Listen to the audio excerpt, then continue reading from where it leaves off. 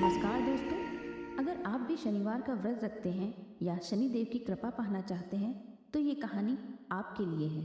आज हम सुनेंगे शनिवार की व्रत कथा जो आपके जीवन के कष्टों को दूर करने की शक्ति रखता है। कहा जाता है सच्चे मन से की गई भक्ति और धैर्य से रखा गया व्रत शनिदेव को प्रसन्न कर देता है। तो चलिए अब शुरू करते हैं शनिवार की व्रत कथा। शनिवार की 2 व्रत कथाएं हैं। हम अब सबसे पहली वाली कथा बोलते हैं। एक समय सभी नवग्रहों सूर्य, चंद्र, मंगल, बुध, बृहस्पति, शुक्र, शनि, राहु और केतु में विवाद छिड़ गया कि इनमें सबसे बड़ा कौन है। सभी आपस में लड़ने लगे और कोई निर्णय न होने पर देवराज इंद्र के पास निर्णय कराने पहुंचे। इंद्र इससे घबरा गए और इस निर्णय को देने में अपनी असमर्थता जताई, परंतु उन्होंने कहा कि इस समय पृथ्वी का राजा विक्रमादित्य है जो कि अति न्यायप्रिय है, वे इसका निर्णय जरूर करेंगे। सभी ग्रह एक साथ राजा विक्रमादित्य के पास पहुंचे और अपना विवाद बताया, साथ ही निर्णय के लिए कहा। राजा इस समस्या के लिए अति चिंतित हो उठे क्योंकि वे जानते थे कि जिस किसी को भी मैंने छोटा बताया तो वो कुपित हो जाएगा। तब राजा को एक उपाय सूझा। उन्होंने स्वर्ण, रजत, कांस, पीतल, सीसा, रांगा, जस्ता, अब्रक और लोहे से 9 सिंहासन बनवाए और उन्हें किसी क्रम में रख दिया। फिर उन सब से निवेदन किया कि आप सभी अपने अपने सिंहासन पर स्थान ग्रहण करें। जो अंतिम सिंहासन पर बैठेगा वह सबसे छोटा होगा। इस अनुसार लोहे का सिंहासन सबसे बाद में होने के कारण शनिदेव सबसे बाद में बैठे तो वही सबसे छोटे कहलाए। उन्होंने सोचा कि राजा ने ये जानबूझकर किया है। उन्होंने कुपित होकर राजा से कहा, राजा तू मुझे नहीं जानता। सूर्य एक राशि में 1 महीना, चंद्रमा 2.25 महीना 2 दिन, मंगल 1.5 महीना, बृहस्पति 13 महीना और बुध और शुक्र 1-1 महीने विचरण करते हैं, परंतु मैं 2.5 से 7.5 साल तक रहता हूँ। बड़े बड़ों का मैंने विनाश कर दिया। श्री राम की 7.5 आने पर उन्हें वनवास हो गया। रावण की आने पर उसकी लंका को बंदरों की सेना ने परास्त कर दिया। अब तुम सावधान रहना। ऐसा कहकर कुपित होते हुए शनिदेव वहां से चले गए। अन्य देवता खुशी खुशी चले आए।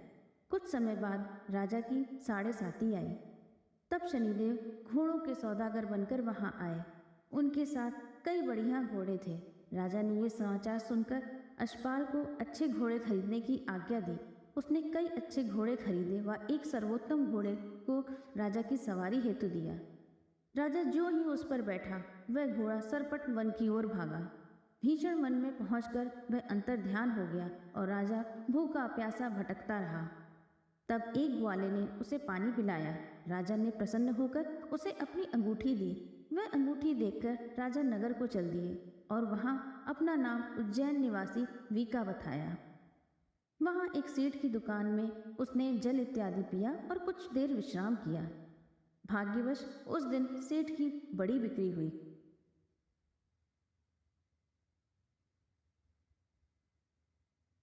सेठ उसे खाना इत्यादि कराने खुश होकर अपने साथ घर ले गया।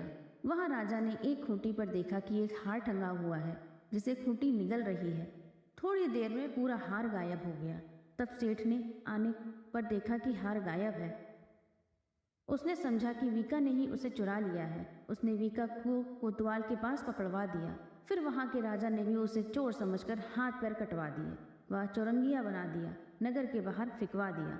वहां से एक तेली निकल रहा था जिसे दया आई। उसने वीका को अपनी गाड़ी में बिठा लिया। वीका अपनी आवाज देकर बैलों को हाँकता रहा। उस काल राजा की शनि दशा समाप्त हो गई। वर्षा काल आने पर वह मल्हार गाने लगे। तब वह जिस नगर में था वहां की राजकुमारी मन भावनी को वह इतना भाया कि उसने मन ही मन प्रण कर लिया कि वह उस राग गाने वाले से ही विवाह करेगी। उसने दासी को ढूंढने को भेजा। दासी ने बताया कि वह एक चौरंगिया है, परंतु राजकुमारी ना मानी। अगले ही दिन से उठते ही वह अनशन पर बैठ गई कि विवाह करेगी तो उसी से। उसे बहु तेरा समझाने पर भी वह ना मानी तो राजा ने उस तेली को बुला भेजा और विवाह की तैयारी करने को कहा। फिर उसका विवाह राजकुमारी से हो गया।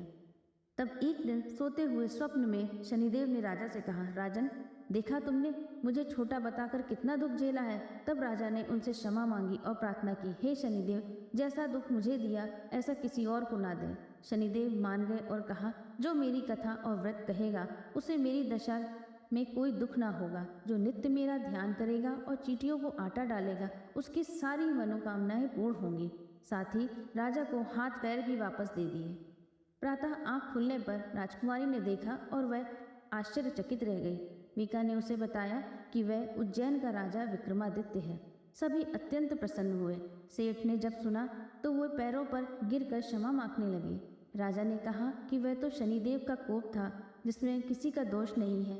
सेठ ने फिर निवेदन किया कि मुझे शांति तभी मिलेगी जब आप मेरे घर चलकर भोजन करेंगे।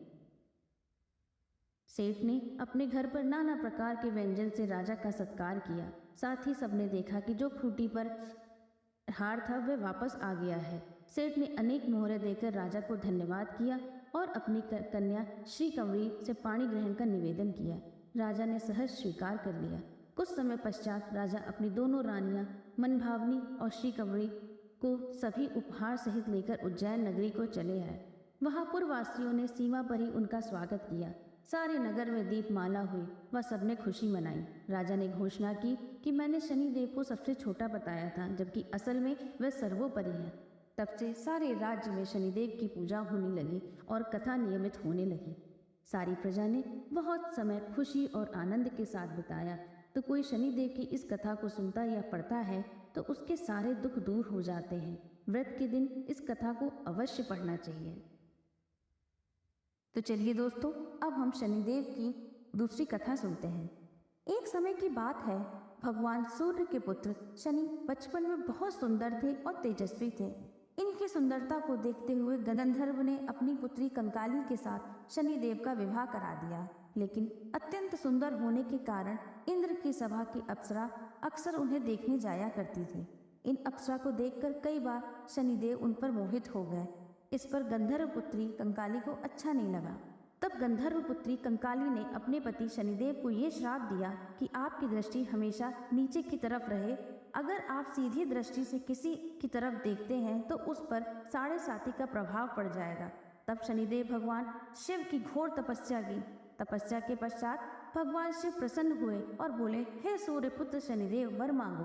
तब शनिदेव बोले, या सदाशिव शंभु, हम पर कृपा करके हमें सृष्टि पर सीधे देखने के लिए वर दीजिए।